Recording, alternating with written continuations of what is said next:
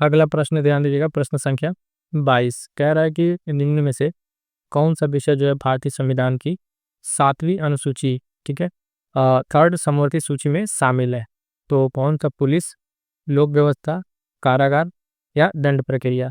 यानी एक साथ इस तरह के प्रश्न पूछे जाते हैं ये वाले खासकर सूची से। तो इसमें जो तीनों सूचियां हैं उसको आपको ध्यान में रखना है। यहाँ पे पूछा गया कौन सा सूची शामिल है समवर्ती वाले में। चारों ऑप्शन है, इसका सही उत्तर हो जाएगा ऑप्शन डी, ठीक है, दंड प्रक्रिया। दंड प्रक्रिया जो है आपका किस सूची में शामिल है, ये समवर्ती सूची में शामिल है। बाकी जो अन्य तीन है, ये तीनों के तीनों आपके जो है ये कौन सा विषय है, ये राज्य सूची का विषय है। राज्य सूची का विषय आपको बता दें कि ये संविधान में जो है 7वीं अनुसूची में 3 तरह के यहाँ पे सूचियों की बात की गई है। एक तो आपका ये क्या कहते हैं, राज्य सूची, केंद्रीय सूची और समवर्ती सूची। एक में जो केंद्र के अधीन जो सारे सब्जेक्ट हैं वो रहता है राज्य वाले में, और एक राज्य का है, और एक तीसरा समवर्ती, इसमें दोनों का है। इस वाले में देखेंगे पुलिस, कारागार और लोक व्यवस्था जो है तीनों तीनों आपके राज्य सूची में आएंगे, जबकि आपका ये जो है समवर्ती में कौन सा आ रहा है, ऑप्शन डी दंड प्रक्रिया आएगा। क्लियर है। चलिए आगे बढ़ेंगे अगले प्रश्न। साथियों बता दें कि आर ओ यारो स्पेशल, ठीक है, आर ओ यारो स्पेशल इस चैनल पर आपको बहुत सारी चीज़ें मिल जाएंगी। इसमें हमने पर्टिकुलर टारगेट सेट किया है। इसमें आपको प्रॉपर हिंदी की क्लासेस ना, टेस्ट सीरीज और PYQ, उसी तरीके से GS का, और इसके साथ साथ प्रीलिम्स के शॉर्ट नोट्स जो आपके आर में बहुत हेल्पफुल होंगे। ये सारी चीज़ें यहाँ पे कराई जा रही हैं। तब तक अभी आपने इस चैनल से नहीं जुड़ा है, फटाफट से जुड़ जाइएगा और टेलीग्राम से जुड़ जाएगा। प्रॉपर करंट अफेयर के साथ सारी स्टडीज आपको यहाँ पे बताई जा रही है। इतना आप करते चलेंगे, आपकी पढ़ाई एक नंबर ट्रैक पर आ जाएगी, सारी चीज़ें आपको प्रॉपर रिवीजन होता रहेगा। प्रश्न संख्या 23 देखिएगा, निम्नलिखित कथनों में कौन सा सत्य है, ये पूछा जा रहा है। कह रहा है अविश्वास जो प्रस्ताव है वो केवल लोकसभा में ही पूरा स्थापित किया जा सकता है। और दूसरा स्टेटमेंट कह रहे थे प्रधानमंत्री संसद के उच्च सदन के सदस्य हैं तो वो भी अविश्वास प्रस्ताव की स्थिति में अपना वोट दे सकेंगे। दोनों स्टेटमेंट है, इसके बारे में आपको बताना है, ठीक है। और यहाँ तो वही आपका पुट है जो आप देखते हैं, एक केवल दो, एक और दो दोनों, और नौ तो एक, नौ तो दो दोनों। यहाँ पर जो आपका सही उत्तर है इस केस में, ठीक है, प्रश्न क्या 23 का केवल एक आपका सही उत्तर हो जाएगा, एक सही है, यानी पहला आपका सही है, दूसरा गलत है। ध्यान से समझिएगा। कह रहा है कि इसमें सत्य पूछा था, तो पहला तो सत्य है कि अविश्वास प्रस्ताव जो केवल लोकसभा में ही आपका किया जा सकता है ना। तो ये चीज़ आपका यहाँ पे सत्य है। दूसरा है, यदि कह रहा है कि प्रधानमंत्री उच्च सदन के सदस्य हैं तो वे अविश्वास प्रस्ताव की स्थिति में अपना वोट दे सकेंगे, बिल्कुल नहीं, वो अपना वोट उस स्थिति में भी नहीं दे सकेंगे। इस हिसाब से कौन सा आपका सेकंड वाला गलत है, क्योंकि यहाँ पे वोट वो नहीं दे पाएंगे, ठीक है। और ऑप्शन इसके हिसाब से हमारा क्या सही हो जाएगा, ऑप्शन ए यहाँ पर सही उत्तर हो जाएगा। आगे बढ़ेंगे, देखेंगे अगला प्रश्न। प्रश्न संख्या 24 क्या कह रहा है, ध्यान पड़िएगा।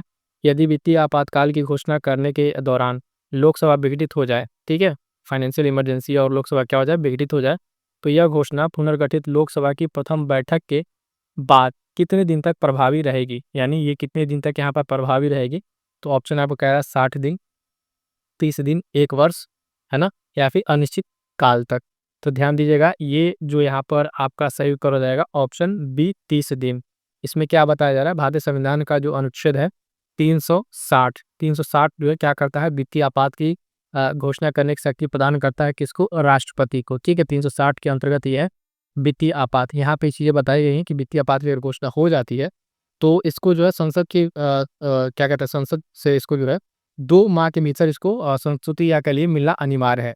लेकिन अगर बात करें यहाँ पर अगर विघटित हो जाता है उस केस में, जो प्रथम बैठक है उसके अगले मतलब 30 दिन तक ही ये प्रभावी रह सकता है। इस अवधि में इसको मंजूरी मिलना एकदम आवश्यक है। यानी प्रथम बैठक जो नई लोकसभा आएगी उसके बाद 30 ही दिन का है यहाँ पे, तो ये चीज़ इंपॉर्टेंट रहेगा, इसको ध्यान में रखिएगा, ठीक है। और ये आर्टिकल 360 आप ध्यान रखिएगा। क्लियर है। आगे बढ़ेंगे, देखेंगे अगला प्रश्न।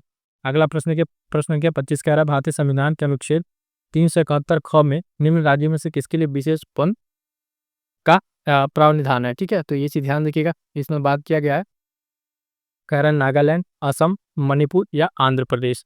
तो इसका जो सही उत्तर हो जाएगा 371 का क बात कर रहा है 371, ठीक है। इसमें इसका सही उत्तर हो जाएगा कौन सा, आपका सी, ठीक है, असम के बारे में इसमें बात की गई है ना।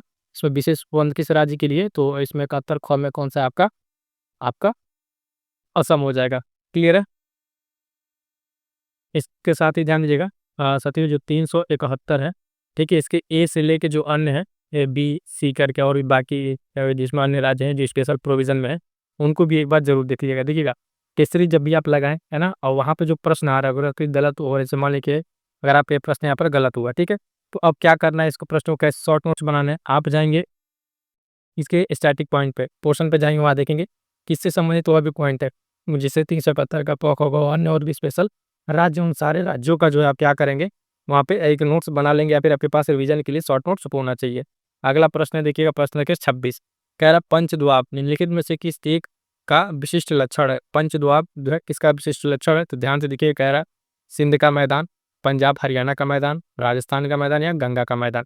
सही उत्तर फटाफट से बताइएगा। प्रश्न संख्या 26, तो ये जो है पंचद्वाब आपको कहाँ पड़ेगा, ये पंजाब हरियाणा का मैदान पड़ेगा। क्या पड़ेगा, पंजाब हरियाणा का मैदान जो है, इसको सतलज यमुना विभाजक भी कहते हैं। कौन सा, सतलज यमुना विभाजक भी कहते हैं। और ये बेसिकली अगर आप देखें तो बांगर से निर्मित है, और यहीं पर जो है इसके विशिष्ट लक्षण में पंचद्वाब जो है ये आते हैं। पंचद्वाब का नाम आपको सुन रखा होगा, जैसे कि बिष्ट द्वाब है ना, बारी द्वाब, रसना द्वाब, छालित द्वाब, इस तरह करके जो दो नदियों के से मिल के जो बीच के क्षेत्र बनता है, वो द्वाब आपको देखने को यहाँ पे मिलेगा। तो पंजाब हरियाणा का मैदान 20 सही उत्तर हो जाएगा। आगे बढ़ेंगे, देखेंगे नेक्स्ट प्रश्न। अगला प्रश्न 27 नंबर, कह रहा है निम्नलिखित कि उनके उत्तर से दक्षिण अवस्थिति का सही क्रम होगा। ठीक है, इधर से पूछ रहा है नॉर्थ टू साउथ। ठीक है, नॉर्थ टू साउथ का क्रम पूछ रहा है।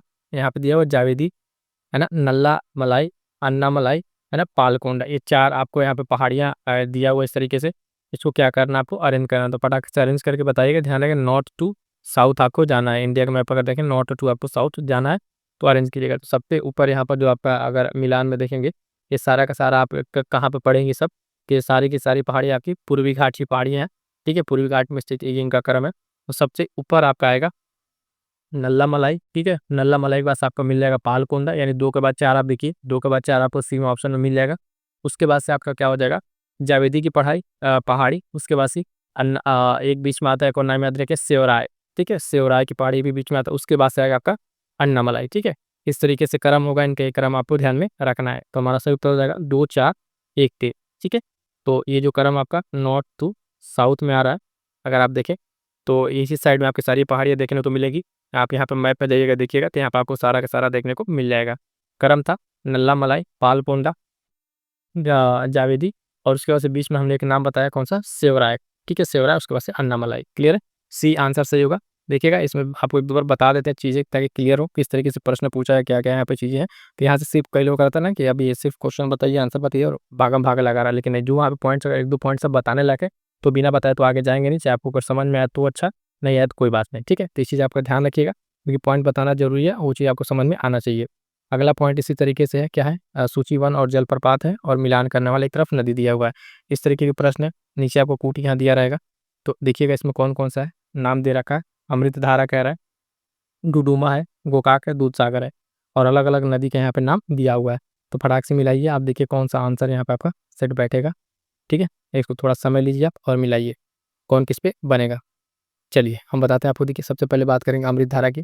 तो अमृतधारा नदी आपकी कहाँ हो जाएगी, तो ये हो जाएगा आपका हसदेव। ठीक है, हसदेव नदी। डुडुमा की अगर बात करेंगे तो ये मंचकुंड हो जाएगा। ठीक है, डुडुमा मंचकुंड हो जाएगा। उसके बाद से गोकाक की बात करेंगे तो गोकाक घाट प्रवाह और दूधसागर मांडवी, यानी 1 2 3 4 अगर इसकी हम बात करें तो पूरा पूरा मिलान सही है ABCD में। तो पहले का पहला, दूसरे का दूसरा, तीसरा चौथा, इस तरह का सीधा सीधा मिलान है, यानी चारों के चारों आपके यहाँ पे क्या है, सही है। तो ये चीज़ आपको ध्यान में रखना, ऑप्शन ए सही उत्तर हो जाएगा। ये सारे का सारा आपका जलप्रपात है और एक तरफ नदी दिया हुआ है। तो इसको एज इट इज याद कर लीजिएगा, जो आपको याद है। जैसे दूधसागर तो आपको बहुत से लोगों को पता होगा, दूधसागर मांडवी वाला, लेकिन जो इसमें से आपको नहीं पता है उसको आप नोट्स में जरूर अपने नोट डाउन कर लेंगे। चलिए आगे बढ़ेंगे, देखेंगे अगला प्रश्न। अगला प्रश्न कह रहा है, प्रश्न संख्या 29, कह रहा है क्षेत्रफल के अनुसार भारत का सबसे बड़ा द्वीप है। तो ग्रेट निकोबार, मध्य अंडमान, दक्षिण अंडमान या उत्तरी अंडमान। फटाक से उत्तर कीजिएगा इस प्रश्न का। प्रश्न संख्या 29, 29 का आपका क्या हो जाएगा, 29 का आपका सही उत्तर हो जाएगा ऑप्शन सी। ठीक है, ऑप्शन सी, मध्य अंडमान जो है आपका यहाँ पे हम भारत का सबसे बड़ा द्वीप है। यहाँ पे इसका क्षेत्रफल जो आप देखेंगे लगभग 1500 के आसपास है, यानी एग्जैक्ट अगर बात करें 1523 वर्ग किलोमीटर है। उसके बाद से इनका घटता क्रम है, मध्य अंडमान के बाद से आपका आ जाएगा उत्तरी अंडमान है, उसके बाद से क्षेत्रफल में, उसके बाद से आ जाएगा मध्य उत्तरी, उसके बाद से ग्रेट, उसके बाद से ग्रेट के बाद आपका आता है लिटिल अंडमान। ठीक है, तो इस तरीके से करके सारे अंडमान का है, लेकिन सबसे बड़ा यहाँ पर अगर इन ऑप्शन में देखें तो मध्य अंडमान सही उत्तर हो जाएगा। अगला प्रश्न इसी तरीके से सूची से मिलान करना है, कह रहा सूची 1 सूची 2 सुमेलित करना है। ठीक है, पहला कोयला क्षेत्र और दूसरा राज्य दिया हुआ है। तो कोयला क्षेत्र इस तरीके के प्रश्न हम आपको करा चुके हैं, शॉर्ट नोट्स में दे चुके हैं। एक चीज़ ध्यान दीजिएगा साथियों, इसी चैनल पर एक PYQ के नाम से और शॉर्ट नोट्स के नाम से एक वीडियो होगी, है ना। आप प्लेलिस्ट में जाकर चेक कर लेंगे, जब वो 4 या 5 घंटे की क्लास है, मोस्ट इंपॉर्टेंट क्लास है। PCS में भी वहाँ से सीधे सीधे 2024 वाले में प्रश्न आए थे, है ना, और डायरेक्ट इनडायरेक्ट प्रश्न वहाँ से मिले। सो नोट्स बहुत इंपॉर्टेंट है, PYQ और टेस्ट सीरीज के एक शॉर्ट नोट्स है, तो वो क्लास जाके आप जरूर एक बार देख लीजिएगा, जो लोग खासकर इस बार पेपर देने वाले हैं RO का। कोयला क्षेत्र की बात करें, उमरिया है, तंदूर, लाल मटिया और रणजीत घाटी। चलिए इसको मिलाते हैं। तो बात करेंगे आप उमरिया, ये आपका पड़ेगा कहाँ पे, ये उमरिया आपका पड़ेगा मध्य प्रदेश में। तंदूर की बात करें तो ये आपका पड़ेगा तेलंगाना में। लाल मटिया की अगर हम बात करेंगे साथियों, तो देखिए कहाँ पर, ये झारखंड में है। और रणजीत घाटी आपका पड़ेगा सिक्किम में। तो पहले का तीसरा बी का पहला, पहले का तीसरा बी का पहला अगर हम मिलाएं, ये ऑप्शन में देखते हैं, पहले का तीसरा तो ये 2 कट जाएगा, और बी का पहला तो आपका डी उत्तर सही हो जाएगा। क्या हो जाएगा, डी उत्तर आपका सही हो जाएगा। और ये चीज़ हमने आपको फिर से बता दिया, तो ध्यान रख लीजिएगा। उमरिया आपका मध्य प्रदेश, तंदूर तेलंगाना, रणजीत घाटी आपका लाल मटिया झारखंड, और ये आपका सिक्किम। अब इसमें 4 है, 4 में से हो सकता है आपको 1-2 पॉइंट याद हो कोयले क्षेत्र का, 1-2 ना याद हो। करना क्या है यहाँ पे कि जो याद है उसको आपको रहने देना है, जो नहीं आता उसको क्या करना, आपको पॉइंट करके इसमें आपको नोट कर लेना है। क्या करना है, आपको नोट कर लेना, ताकि ये चीज़ आप फिर से आपका जो प्रश्न है हमें भी देखिएगा आगे फिर से कहीं प्रश्न बने, आपको डायरेक्ट इनडायरेक्ट प्रश्न कैसे बनेगा कि कोई अगर आपको मिलान करने का प्रश्न दे दे, उसमें से आपको इसमें से 2 कोई मिल जाए, ये कोई 2 पूछ जाए, कोई एक ही रहे, तो वहाँ पे एटलीस्ट इस चीज़ का आपको फायदा होना चाहिए कि आपने इस प्रश्न को पहले लगा रखा है। चलिए क्लियर है, आगे बढ़ेंगे, देखेंगे नेक्स्ट प्रश्न को। अगला प्रश्न है 31 नंबर। 31 नंबर क्या कह रहा है, तो ध्यान दीजिएगा, इंपॉर्टेंट है भी, एक गैप से रिलेटेड। सेनकोट्टा गैप अवस्थित है, कहाँ पर अवस्थित है, कह रहा है कि अन्नामलाई पहाड़ी पर, है ना, इलायची की पहाड़ी, नीलगिरी या कुंद्रमुख पहाड़ी वहाँ पर स्थित है। तो आपको बताना सेनकोट्टा गैप कहाँ पर स्थित है। प्रश्न संख्या 31, ये जो है आपका, इसका सही उत्तर हो जाएगा ऑप्शन बी, इलायची की पहाड़ी। सेनकोट्टा जो गैप है ये आपका कहाँ पर है, केरल राज्य में। कहाँ पर, केरल राज्य में ये इलायची की पहाड़ी पर स्थित है।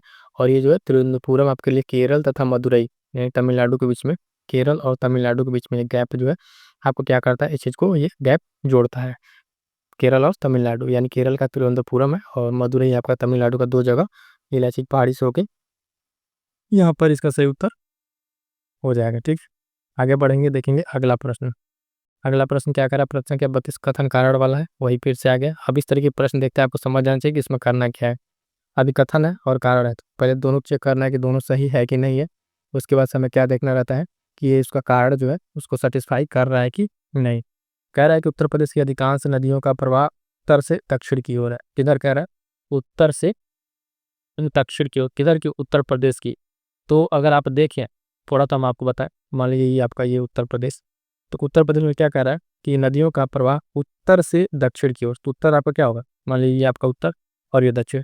तो अधिकांश नदियों को कह रहा है कि उत्तर से दक्षिण, क्या इस तरीके से है। अगर आप देखो उत्तर प्रदेश में नदियों का तो कुछ इस तरीके से जाल बना हुआ है, इधर से निकलती उत्तराखंड से कुछ नदी इधर से आती, फिर इधर से नदियाँ आपको आते हुए दिखेंगी।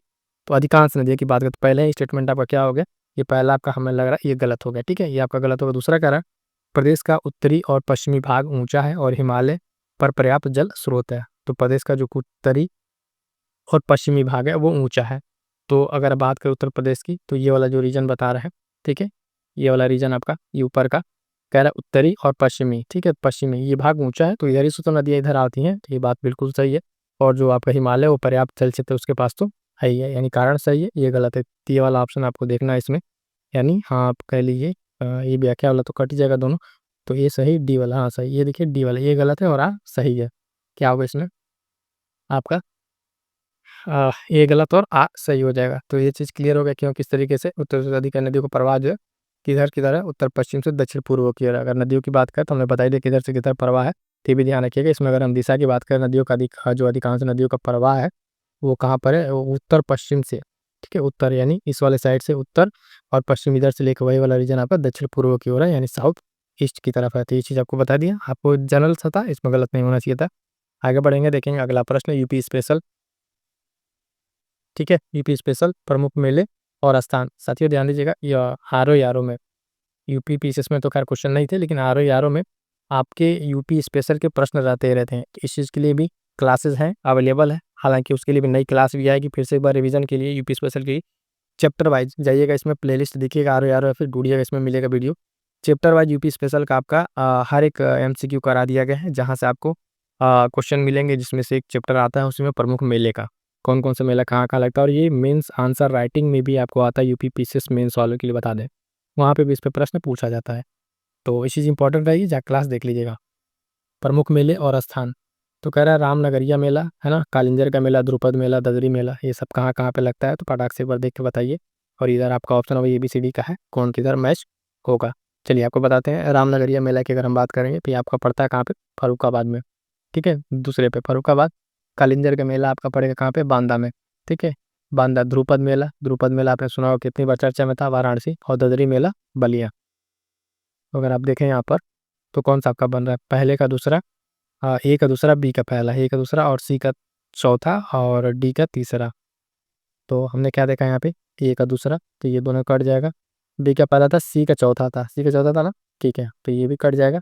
हमारा सही उत्तर कौन सा हो जाएगा, यहाँ पर हो जाएगा ऑप्शन बी, ठीक है, ऑप्शन बी हो जाएगा। इसी तरीके से उत्तर प्रदेश को और भी जो इंपॉर्टेंट मेला, उसको एक बार आप ध्यान से देख लीजिएगा, फिर से एक बार मिलाते रहे इसको, कलिंगर मेला, द्रुपद मेला और ये बलिया वाला। क्लियर है। तो इस तरीके से इंपॉर्टेंट चीज़ आपके लिए ध्यान रखना होगा। अगला करा, भारत की ऊर्जा राजधानी किसे कहा जाता है, छोटा सा प्रश्न, अम्बेडकर नगर, सोनभद्र, प्रयागराज या मेरठ को। प्रश्न संख्या 34 से फटाक उत्तर कीजिए, प्रश्न आपके गलत नहीं होने चाहिए, तो इसका उत्तर क्या हो जाएगा, ऑप्शन सी, ठीक, ऑप्शन सी, सोनभद्र। सोनभद्र को क्या कहा जाता है, भारत की एक ऊर्जा राजधानी कहा जाता है। यहाँ पर अगर आप देखें, सोनभद्र एक इंडस्ट्रियल एरिया है। यहाँ पर अगर आप बात करें तो बॉक्साइट, चूना, पत्थर, ये सब आदि चीज़ें, खनिज पदार्थ पाए जाते हैं। और यहाँ पर साथ ही साथ क्या है, बिजली के बहुत सारे संयंत्र है, क्या है, बिजली, इलेक्ट्रिसिटी के जो है बहुत सारे संयंत्र है। कहाँ पर, सोनभद्र में, सोनभद्र उत्तर प्रदेश, ठीक है, ये चीज़ ध्यान रखिएगा। और इसके साथ एक इम्पॉर्टेंट है, वो प्रश्न आपसे जो पूछा था सोनभद्र वाला, जो जिले से रिलेटेड वाला, तो मैपिंग में एक बार देख लीजिएगा, भी इंपॉर्टेंट क्वेश्चन रहता है। आगे चलेंगे, देखेंगे अगला प्रश्न। अगला प्रश्न कह रहा है, प्रश्न क्या, 35 नंबर देखिए, दो स्टेटमेंट वाला है। मिर्जापुर, सोनभद्र तथा चंदौली जिलों में लाल मृदा पाई जाती है, पहला स्टेटमेंट। दूसरा कह रहा है कि लाल मृदा में दलहन की खेती की जाती है। अब बताना है कौन सा इसमें सही है, एक और दो, दोनों, केवल एक, केवल दो, नौ तो एक, नौ तो दो। तो इस तरीके से आपको बताना है इसमें प्रश्न संख्या 35 नंबर। इसका जो सही उत्तर हो जाएगा वो ध्यान दीजिएगा, ऑप्शन ये होगा, एक और दो, दोनों, यानी पहला भी सही है और दूसरा भी सही है, ठीक है। ये स्पेशल, यूपी स्पेशल का जो आप देखें एग्रीकल्चर और मृदा स्वास्थ्य वाला चैप्टर है, वहाँ से प्रश्न दोनों अलग अलग जगह से लेकर बनाया, इंपॉर्टेंट प्रश्न है। यानी दोनों को दोनों जो है, लाल मृदा की अगर हम बात करेंगे, ये जो लाल मृदा है, तो ये बेसिकली आपका उत्तर प्रदेश के आपके प्रयागराज है ना, उसके साथ साथ झांसी, सोनभद्र, इस तरह के जो जिले हैं, चंदौली जिले हैं, ये नीचे वाला बेल्ट है, इस साइड वाला। एक मिनट आपको बताते हैं कैसे। ओनली यूपी, यूपी आप देखें तो यूपी के साथ जो आपका इस तरीके से कुछ मान लिया यहाँ पे यूपी, तो इसमें जो आपके नीचे के जिले हैं इस साइड वाले में, यहाँ पे क्या है, लाल मृदा है। और ये इंपॉर्टेंट है, इधर ही जो कुछ भी आपके थोड़ा से खनिज वगैरह है, मिनरल वगैरह है, इधर मिलती हैं, बाकी इधर का सब नॉर्थ का प्लेन है। उसके बाद से कह रहा है कि लाल मृदा में दलहन की खेती की जाती है, तो ये भी बात सही है कि लाल मृदा में दलहन की खेती की जाती है। इसके साथ साथ एक और पॉइंट याद रखिए, दलहन के साथ साथ तिलहन, ठीक है, दलहन के साथ साथ तिलहन को भी याद रखिएगा, ये भी कि इसकी खेती की जाती है। और इसमें जो है, इस जो ये मिट्टी है, इसमें जो आप देखेंगे लाल मृदा में, तो एक ही और इसमें पूछा था किसका किसका कंपोजिशन रहता है, तो भी आपको बता दें, लाल मृदा में ध्यान रखिएगा कि नाइट्रोजन, फास्फोरस, ठीक है, चूना और जैव तत्व की जो इसमें कमी होती है, क्या होती है, कमी होती है इस तरह की चीज़ों की। और उसमें किसकी अधिकता होती है, तो लौह अंश की, आयरन की, लौह अंश की इसमें क्या होती है, अधिकता होती है, इसमें ये चीज़ पाई जाती है, ठीक। तो इसके साथ साथ आपका क्या हो जाएगा, ऑप्शन ए सही उत्तर जाएगा, दोनों दोनों स्टेटमेंट सही है। आगे बढ़ेंगे, देखेंगे अगला प्रश्न 36 नंबर, ये भी यूपी स्पेशल का। पूर्वी यमुना नहर के संदर्भ में निम्नलिखित कथनों पर विचार कीजिए। तो विचार कीजिए भाई, इसमें क्या आपका होना है। तो राज्य की सबसे पुरानी नहर है, पहले बात ये कह रहा है। दूसरा कह रहा है कि इस नहर का निर्माण शाहजहां ने शुरू किया था, और इस नहर के द्वारा सहारनपुर, बिजनौर, अमरोहा और अलीगढ़ की लगभग 2 लाख हेक्टेयर भूमि सिंची जाती है। और इसके साथ क्या है, चौथा ऑप्शन कह रहा है, इस नहर की कुल लंबाई जो 1440 किलोमीटर यहाँ पर है। पूछ रहा है कि यहाँ पे कौन सा आपका कथन सही है, एक बार ध्यान दीजिएगा, कथन 4 है, चारों कथन को एक बार देख लीजिए। कह रहा है 2 3, 1 2 3, 1 2 4 और उपरोक्त सभी।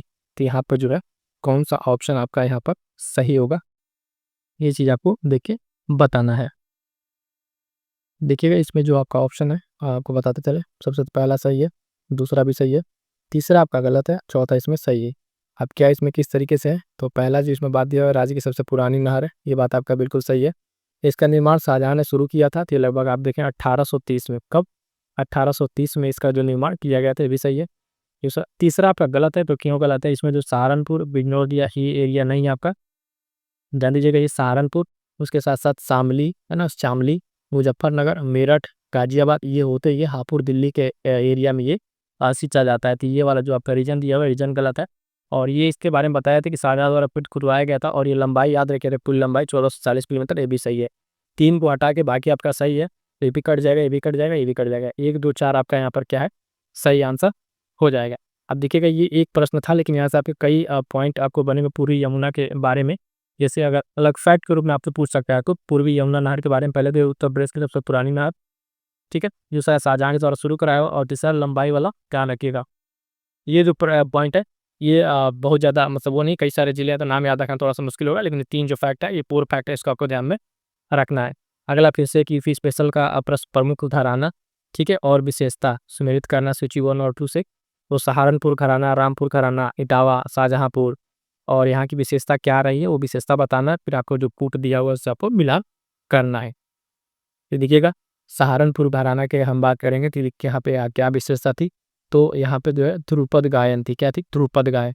रामपुर घराना की अगर हम बात करें तो यहाँ पे कौन से गायकी थी कि यहाँ पे ख्याल गायकी थी। यानी अगर ए का तीसरा और बी का चौथा, तो ए का तीसरे के लिए अगर हम जाएंगे तो बी कटेगा, और बी का चौथा देखेंगे उस हिसाब से ए भी कट जाएगा और डी भी कट जाएगा। बचेगा कौन सा हमारा? सी सही उत्तर हो जाएगा। तो सी वाले में क्या है आपका, इटावा घराना कहाँ हो जाएगा आपका? ये सितार वादन। क्या है? सितार वादन सी का दूसरा हो जाएगा, और डी का आपका यहाँ तो क्या हो जाएगा? पहला हो जाएगा, यानी सरोद वादन। इस हिसाब से आपका क्या है? सी सही उत्तर हो जाएगा। ध्यान देंगे साथ, ये सी सही उत्तर हो जाएगा। और इंपॉर्टेंट क्या हम बताते हैं यहाँ पे, जो घराना है वो आपको एज इट इज़ मतलब तैयार होना चाहिए। ये जो मैच वाला पॉइंट है ये ध्यान रहना चाहिए। इसमें से कोई 1 2 फिर जब फर्दर आपके लिए क्वेश्चन नहीं आएगा, इस चीज़ की जब आपकी आदत हो जाएगी तो आपको देखने में समझने में आसानी होगा। सहारनपुर घराना हमने क्या बताया आपको, तो ध्रुपद वाला बताया था। रामपुर आपका ख्याली। इटावा घराना आपका, इटावा घराना क्या बताया हमने? सितार। ठीक है, और बाकी ये आप मिला कर लेंगे कि ये चीज़ इंपॉर्टेंट है। अब इसका आप शॉर्ट नोट्स में, ऐसे नोट्स में आपके पास रहेगा, या फिर टेस्ट का भी एक हम आपको बता देंगे, क्या कहते हैं कि शॉर्ट नोट्स कैसे बनाते हैं, उसका भी बना के आप पर दिखा देंगे, तो चीज़ आपको क्लियर हो जाएगा कि कैसे कैसे यहाँ पे कैसी ये रहेंगी। उसमें ये होता है कि जब आप फिर से दोबारा जो है ये टेस्ट आपको ना देखना पड़े, अगर यूट्यूब पे है तो क्लास आप हाथ से आप दोबारा देख सकते हैं, इसमें कोई दिक्कत नहीं है। लेकिन अगर हम बात करें तो नोट्स रहता है तो आपके पास रहेगा कि जब भी चाहें तब उसको हाथ से आप रिवाइज कर सकते हैं। प्रमुख व्यक्तित्व दिया है और जन्म स्थान दिया, ध्यान से देखिएगा, इसमें पूछा है कौन सा गलत है, यानी जो 4 पेयर दिया हुआ है एक इसमें गलत है। ठीक है, तो बता रहा है तकलीफ नंबर ये अबुल फजल, आगरा इनका जन्म स्थान। ठीक है, अभी हम बता नहीं रहे, देखिएगा। शेख फैजी बुलंदशहर, बीरबल का जालौन बता रहा है। निजामुद्दीन औलिया बदायूं के 4 प्रमुख व्यक्तित्व, फेमस पर्सनालिटी हैं उत्तर प्रदेश की, और बताना है कि इनमें इनका जो जन्म स्थान गलत दिया हुआ है। जिसमें जो गलत दिया हुआ है बता दे, वो होगा आपका ऑप्शन बी, शेख फैजी का जो बुलंदशहर दिया हुआ है ये आपका गलत है। क्यों गलत है? तो शेख फैजी है, इनका जन्म स्थान जो कहाँ पे हुआ है, ये आगरा में हुआ है। कहाँ पर? आगरा में हुआ है। लगभग अब देखें, इनका जन्म 1547 के आसपास इनका जन्म हुआ था। और ये अकबर के काल के प्रमुख जो विद्वान थे शेख मुबारक, उनके पुत्र शेख फैजी कौन है, तो इनके बारे में कहा है कि ये शेख मुबारक के पुत्र थे, और ये कवि थे और चिकित्सक भी रहे थे। ठीक है, इतना नहीं जानना है, बस ये ध्यान रखना है कि अभी जी प्रश्न पूछा है बुलंदशहर 9 पे क्या होगा, ये आगरा होगा। बाकी 3 अपने आप में सही है, तीनों तीनों का जन्म स्थान सही दिया हुआ है। बढ़ेंगे अगले प्रश्न की तरफ।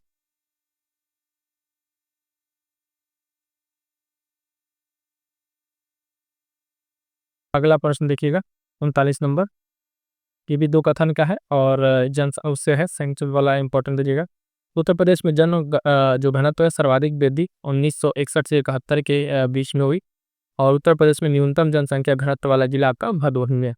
तो उपयुक्त में से सही कथन आपको बताना है। अब देखिएगा, जैसे इस तरह का प्रश्न जब आ रहे हैं आर में, चाहे पीसीएस में भी आए, तो हुआ कि पेपर जैसे मतलब बहुत ज़्यादा लेंथी है। लेकिन अगर आप देखें तो 2 अलग-अलग फैक्ट आपको स्टेटमेंट में दिया हुआ है। यानी अगर आप सिंपल अगर जनगणना के बारे में, उत्तर प्रदेश के बारे में जानते हैं कि वृद्धि किस ईयर में हुई थी, ये भी एक फैक्ट ही था। और उत्तर प्रदेश का न्यूनतम जनसंख्या वाला जिला, ये भी एक आपका फैक्ट है। अब जो भी यहाँ दिया हो सही या गलत, इस पर भी हम बाद में चर्चा करेंगे। लेकिन अगर देखें तो 2 फैक्ट को कंबाइन करके स्टेटमेंट में दिया है, तो फँसने के चांसेस कहाँ है कि जब आपको पता ना हो। वैसे भी अगर आप सिंपल में रहता तो थोड़ा-सा आसान रहता, 4 में कोई टिक मार, लेकिन यहाँ पे स्टेटमेंट है तो चीज़ें वही है, लेकिन यहाँ इसको थोड़ा सा स्टैटिक पोर्शन से जोड़ के आपको ध्यान में रखना है। तो बात करेंगे, देखिएगा अब इसमें कौन सा सही होगा। ऑप्शन आपके पास दिया हुआ है, एक चीज़ और ध्यान दीजिएगा, कि जो ये ऑप्शन है हमेशा जैसे केवल ए पे देखते हैं 1 रहता है, बी पे वो रहता है, सी पर ये ऑप्शन रहता है, तो ये ऑप्शन में भी उलटफेर है। कई बार प्रश्न आते हुए आप फटाक से मान लो दोनों सही है, सी पर चले गए, लगा दें, गोला कर दूँ, तो वो चीज़ का भी ध्यान रखना है। इस तरह के जो सिली मिस्टेक्स है, उनसे बचना रहता है, क्योंकि 2-4 क्वेश्चन भी अगर आपके गलत होते हैं, तो वो चीज़ आपके लिए बहुत ज़्यादा घातक साबित हो जाता है। तो इसमें जो देखेंगे उत्तर प्रदेश में जनगणना के बारे में पहला स्टेटमेंट, इसमें क्या कह रहा है, ये सर्वाधिक वृद्धि का मामला दौरान हुई थी, कि ये वाला गलत है, ठीक है इसमें। और दूसरा भी जो कह रहा है न्यूनतम जनसंख्या गणना, ये भी गलत है, ठीक है। 39 इसका तो कौन सा, 9 तो 1, 9 तो 2, ऑप्शन डी इसका सही उत्तर हो जाएगा। और फिर सही क्या है वो भी बता दीजिए, तो ध्यान से देख लीजिएगा। सही में जो है जनसंख्या घनत्व यहाँ पे बता दें। तो पहले तो जानिए कि यहाँ का औसत घनत्व जो है उत्तर प्रदेश का वो कितना है। पॉपुलेशन जो डेंसिटी है वो 829 है ना, प्रति वर्ग किलोमीटर। और उसमें सर्वाधिक वृद्धि जो है वो ईयर यहाँ पे गलत दिया हुआ है, ठीक है, ईयर यहाँ पे गलत दिया हुआ है। वो 19 आपका 81 से 91 के बीच में था, ठीक है, इस दौरान हुई थी। 81 से यानी 81 से 91 के बीच में। और न्यूनतम जन घनत्व वाला जो जिला है वो आपका कौन सा है, ललितपुर है, ये सबको पता होगा, ललितपुर है, ठीक है। तो इसी आपको ध्यान में रखना है। तो दोनों गलत हुआ, क्यों गलत हुआ हमने बता दिया, ऑप्शन डी सही उत्तर हो जाएगा। चलिए आगे बढ़ेंगे, देखेंगे अगला प्रश्न। अगला प्रश्न क्या रहा है, हरिऔध कला केंद्र भवन, हरिऔध कला केंद्र भवन कहाँ स्थित है, प्रयागराज, आजमगढ़, लखनऊ या बनारस में। फटाक से उत्तर कीजिएगा, ये कहाँ पर स्थित है। प्रश्न संख्या 40। तो ये जो आपका है ये चीज है आपका आजमगढ़ में, सी सही उत्तर हो जाएगा। इसमें ज़्यादा कुछ मांग नहीं लगाना है, सी सही उत्तर हो जाएगा। आगे बढ़े, देखेंगे अगला प्रश्न।